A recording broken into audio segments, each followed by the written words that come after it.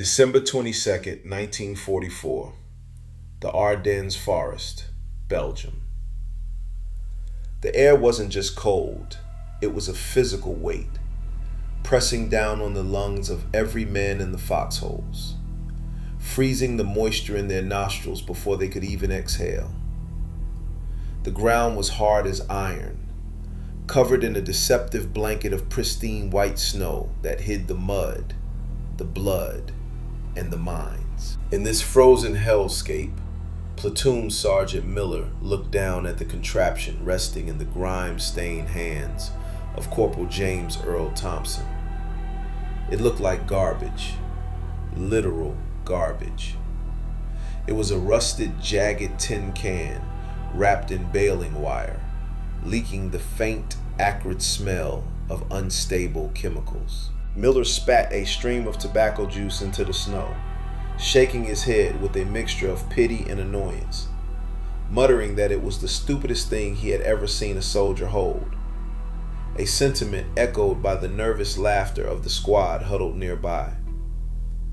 They called him the mad farmer. They called him a liability. But what none of them realized, as the distant rumble of German Panther tanks began to vibrate through the soles of their boots, was that this Iowa farm boy wasn't holding a piece of trash. He was holding the only thing that stood between Company B and total annihilation. He was holding a device that was about to rewrite the mathematics of destruction. To understand why a corporal would risk a court-martial to take together food tins and gunpowder, you have to understand the terrifying reality of the European theater in late 1944. The narrative often tells us that the Allies were sweeping toward Berlin, unstoppable and mechanized. The truth was far grimier. The American infantryman, the dog face, was facing a crisis of ordnance. The standard issue Mark II grenade, affectionately known as the Pineapple due to its segmented cast iron body, was a masterpiece of defensive engineering. It was designed to fragment, sending razor-sharp iron shards flying in a lethal radius to clear open ground. But against the Siegfried Line, the West Wall, it was practically useless. The Germans weren't standing in open fields. They were entrenched in reinforced concrete pillboxes, bunkers that had been engineered to withstand artillery barrages, let alone a small hand-tossed fragmentation charge. An American GI could toss a pineapple into a German position, and the blast would be absorbed by the thick concrete or the heavy oak timbers, leaving the enemy machine gunners inside with nothing more than ringing ears and a renewed desire to kill. The frustration was palpable. In the Hürtgen Forest, a meat grinder that preceded the Bulge, men died by the thousands throwing ineffective ordnance against impenetrable defenses. This is where the story of Corporal James Earl Thompson begins to diverge from the standard military history. Thompson wasn't a career soldier. He was from Iowa. He had spent his life wrestling with the stubborn earth, blowing up tree stumps to clear fields for corn. He understood something that the military manuals often overlooked: the difference between fragmentation and concussion. He knew that to move a stump or a bunker, you didn't need shrapnel. You needed pure, unadulterated force. You needed overpressure. The problem was, the U.S. Army didn't issue a portable bunker buster to infantry riflemen. Thompson sat in a freezing dugout, watching his breath fog in the air, turning a standard Mark II over in his hands. He looked at the heavy iron casing. It was dead weight. He needed more explosive filler and less metal. He needed a blast that would liquefy the air inside a confined space. Beside him was Private First Class McCarthy, a former electrician's apprentice from Chicago, who could wire a radio in the dark, but had never planted a crop in his life. It was an unlikely partnership, the farmer and the Sparky, born out of the desperate necessity of survival. While the rest of the platoon cleaned their M1 Garands or wrote letters home that might never be delivered, Thompson and McCarthy turned a corner of a bombed-out supply shed into a clandestine laboratory. The process was dangerous, bordering on suicidal. They began by scavenging. They needed casings, but not the heavy iron of the Mark II. They turned to the one thing the U.S. Army had in endless supply: C rations. Specifically, the discarded tins of hash and stew that littered the camps. These thin metal cylinders were light, malleable, and crucially, larger than a grenade body. Thompson took the tins, cleaning them out with snow. Then came the explosive. This was the part that would have given a safety officer a heart attack. They began breaking down damaged anti-tank mines and unexploded ordnance they found near the perimeter, carefully extracting the high-grade explosives. It was a delicate surgery performed with freezing fingers, where a single slip could turn the shed into a crater. Thompson's design was simple but brutal. He packed the C ration tins with nearly 4 times the explosive filler found in a standard grenade. He didn't want fragments. He wanted a shockwave. To ensure the device would detonate, he rigged the standard grenade fuse assembly into the center of the explosive mass. But the tin was flimsy. To give it structural integrity and a nasty surprise for anyone standing too close. He wrapped the exterior in layers of baling wire and scrap metal shavings, creating a crude fragmentation sleeve that would disintegrate upon detonation. The result was a monstrosity. It weighed nearly 3 pounds, 1.3 kilograms, double the weight of a standard grenade. It was ugly, unbalanced, and looked like a science project gone wrong. When Thompson presented it to his squad, the reaction was immediate derision. "Hey, corn-fed," one private jeered. "You planning to feed the Krauts to death with that Spam can?" The laughter was a defense mechanism, a way to cope with the fear, but it stung. Even Sergeant Miller, a man who respected Thompson, warned him that modifying government property was a serious offense. "If that thing doesn't kill you," Miller warned, "the JAG officer will." Here is a question for you to consider as we dive deeper into this tactical improvisation. Do you believe that strict adherence to military regulations is more important than individual innovation in a survival situation? Or does the chain of command exist to prevent exactly this kind of dangerous experimentation? Let us know your thoughts in the comments below. The skepticism was about to be shattered by reality. The test came not on a firing range, but behind the lines, in a controlled demolition of a captured German fighting hole. Thompson insisted. He cleared the area, pulled the pin on his Frankenstein grenade, and heaved it into the dugout. The explosion didn't sound like a grenade. It sounded like a mortar impact. The ground shook. A plume of black smoke and debris erupted from the hole, significantly larger than anything an MK2 could produce. When the dust settled, the squad crept forward to inspect the damage. The interior of the dugout was obliterated. The timber supports were shattered. The sandbags disintegrated. The concussion had been so intense, it had cracked the frozen earth around the rim. The laughter stopped. Sergeant Miller looked at the smoking crater, then at Thompson, and finally nodded. "Make more," was all he said. But the threat of discipline still hung over them. The captain was a by-the-book officer, a man who believed that regulations were the backbone of the Army. He viewed Thompson's workshop as a distraction and ordered it shut down, threatening to bust Thompson down to private if he continued playing with garbage. Then came the encirclement. The Battle of the Bulge erupted with the ferocity of a cornered beast. German Field Marshal Walter Model launched a massive counteroffensive, aiming to split the Allied lines. Company B found themselves cut off in a sector of the forest that was critical to the German advance.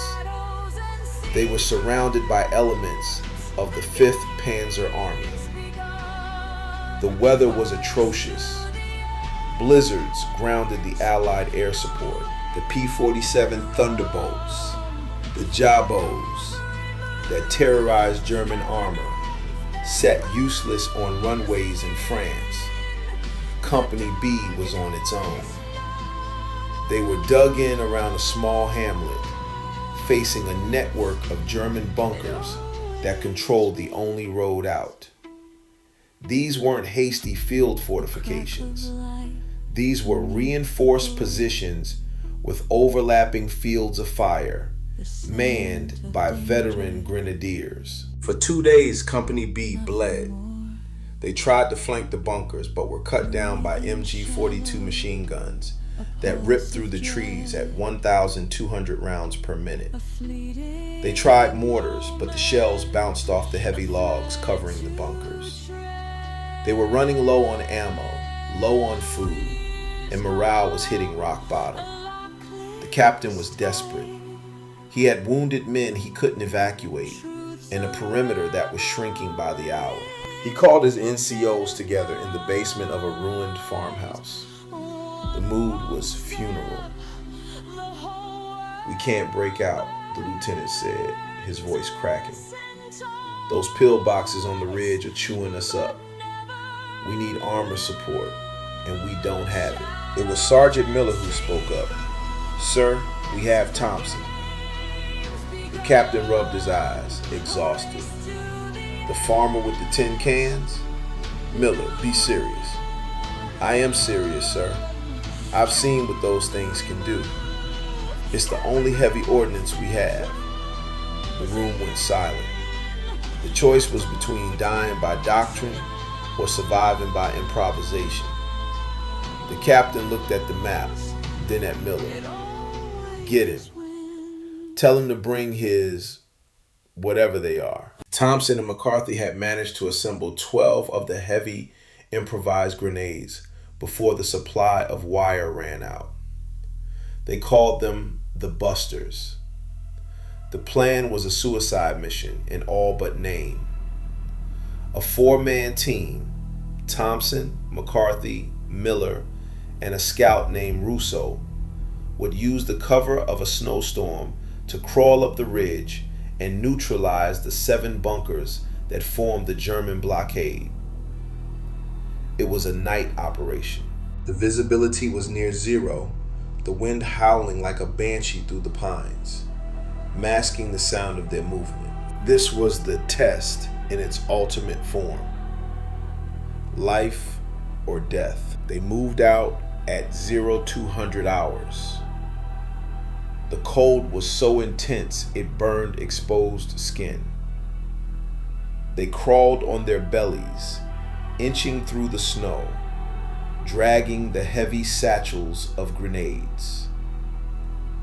The first bunker was a low mound of earth and logs. The slit of the machine gun port glowing faintly from a kerosene lamp inside. They could hear the German sentries talking, the smell of their cigarette smoke drifting on the wind. Thompson signaled the halt. They were 20 yards out. This was close-range work. The weight of the buster meant you couldn't throw it as far as a pineapple. You had to lob it like a shot put. Thompson pulled the pin. He held the safety lever down, feeling the cold steel against his palm. He tapped McCarthy, who was ready with his Thompson submachine gun, to provide suppression. Thompson rose to a kneel, the muscles in his farm-hardened back tensing, and heaved the 3-pound can. It sailed through the dark, a clumsy tumbling arc. It landed with a heavy thud right at the entrance of the bunker's rear door. "Fire in the hole," he hissed, burying his face in the snow. The explosion was catastrophic. It wasn't the sharp crack of a grenade.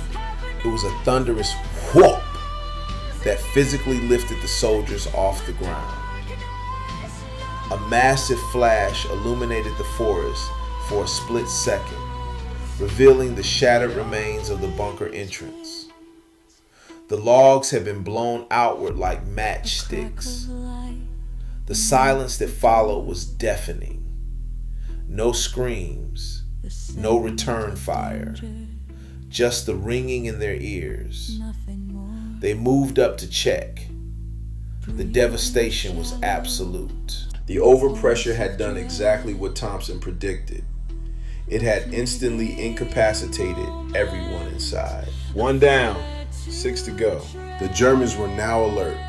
Flares popped overhead, bathing the snow in an eerie, wavering white light. Spooked machine gunners began firing blindly into the dark. The team moved faster now, adrenaline overriding the fatigue. At the second bunker, they were pinned down. Bullets chewed up the snow inches from their heads. Russo took a graze to the shoulder but kept moving. Thompson didn't have a clear throw. He looked at McCarthy. "I need cover." McCarthy popped up, unleashing a burst of .45 caliber rounds at the gun slit, drawing the German fire. It gave Thompson the 2 seconds he needed. He scrambled forward, arm cocked, and bowled the grenade directly into the firing slit. The detonation blew the roof off the pillbox. For the next hour, it was a gruesome rhythm of crawl, throw, destroy. The stupid invention was proving to be a masterstroke of tactical adaptation. The extra explosive filler created a blast wave that ignored the cover the Germans relied on.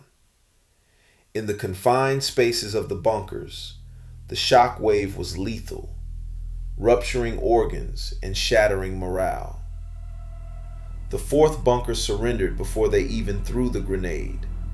The terrifying sound of the previous explosions had broken their will to fight. By the time they reached the command bunker, the largest of the 7, they were down to their last 2 devices.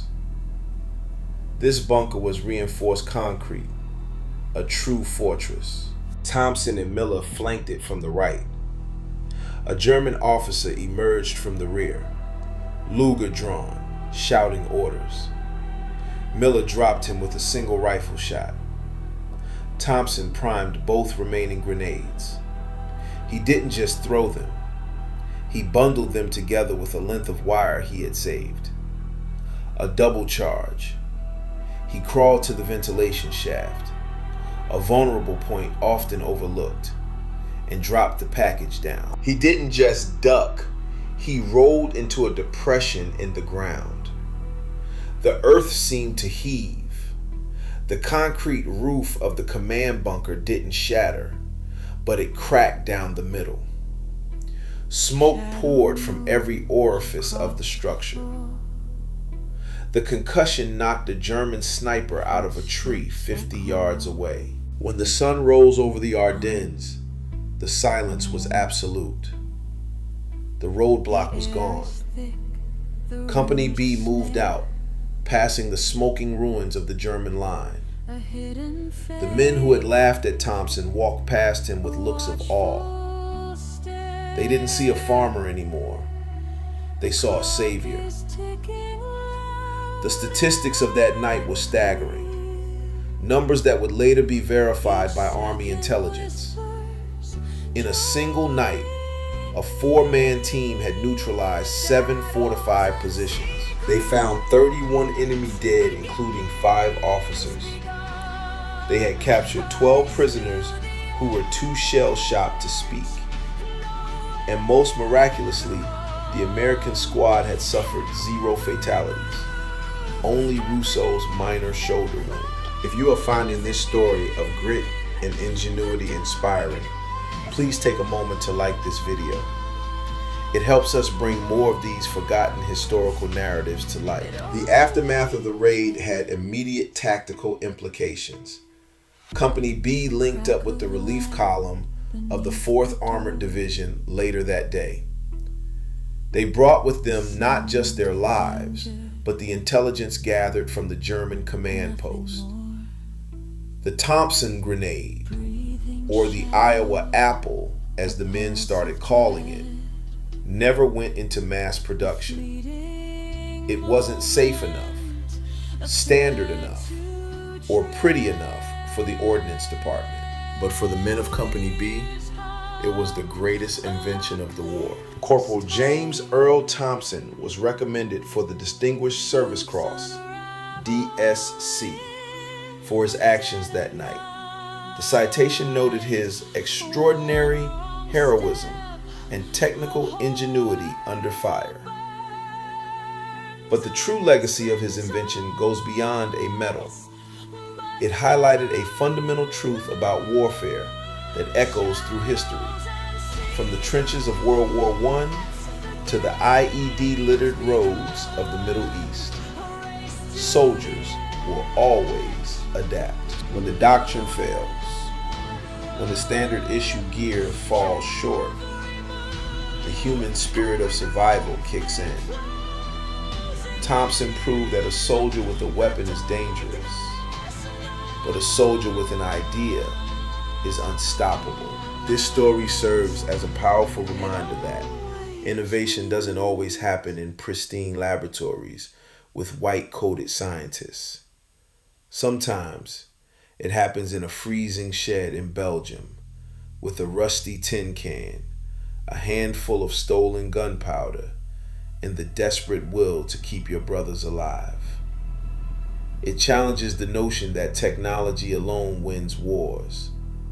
It was the mind of a farmer applying the logic of clearing stumps to the problem of clearing Nazis that saved the day. The busters are long gone, rusted away in the soil of the Hurtgen forest.